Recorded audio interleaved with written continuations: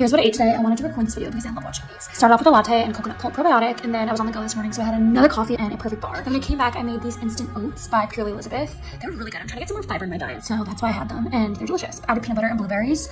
Very filling and satisfying. Spoken about coconut cult before. I had one of the best poops of my life with coconut cult, and then no other action after that. So, did like coconut cult. I liked the taste of it. I liked the initial success of it, and we felt short a little bit. In my opinion, it's a little overpriced, but so are most things in the wellness industry. In fact, nearly everything in the wellness industry. Goes on to have a perfect bar. I happen to adore those perfect bars. I adore the texture of those perfect bars. You know what I don't adore the texture of? It's like the really stalky parts of kale, and that's what I'm trying to get out of my salad. They do use the term superfood on the side of their packaging, which perfect bar, if you're watching, I really wish you wouldn't. She then goes on to have the Purely Elizabeth kind of instant oatmeal. I've never had that brand of oatmeal, but like I've talked about, oatmeal is not satiating to me. If I had that thimble of oatmeal that she's having, I would be hungry in approximately 7.5 minutes. But actually throughout this breakfast, we've seen some carbs, fat and protein. Also love that she mentions trying to get more fiber in her diet. As a chronically constipated human, I can relate to trying to get more fiber in my diet. Hello, that's why I'm nitpicking through my kale. As a society, we don't eat enough of it. So I'm actually really here for this. Then I went to Bridget's for a couple meetings that we had together, so I made us Caesar salads. It was just from a Whole Foods pack. It was really good.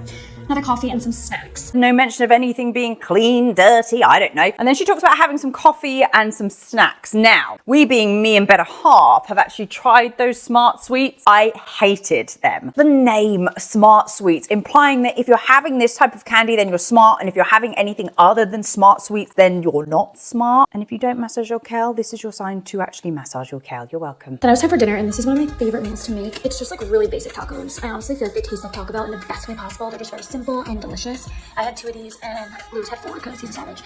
And then I had a watermelon poppy, my favorite flavor, and put some Cholula on it. Dinner, we're seeing some tacos. It looks actually really quite tasty. Again, no mention of clean tacos or low carb tacos or anything like that. Worth noting that I actually would have 4 of these tacos. When I dated men, it was a questionable time. When I wasn't in the midst of my schmeeting schmishmorder, I was eating the same amount as the guy I was dating. Let it be known that you don't have to be the person that eats less in the relationship. Dessert, we went to my favorite new gelato place in Soho. I've been going here like every other night. Anybody that incorporates dessert into their what I eat in a day is a gelato, here for it. I'm doing an absolute Kendall Jenner when it comes to cutting this tomato. So there was no body checking, no shame, no stigma, no morality around foods, carbs, fat and protein. And she really enjoyed her breakfast, lunch, dinner, and that's also really lovely to see. P.S.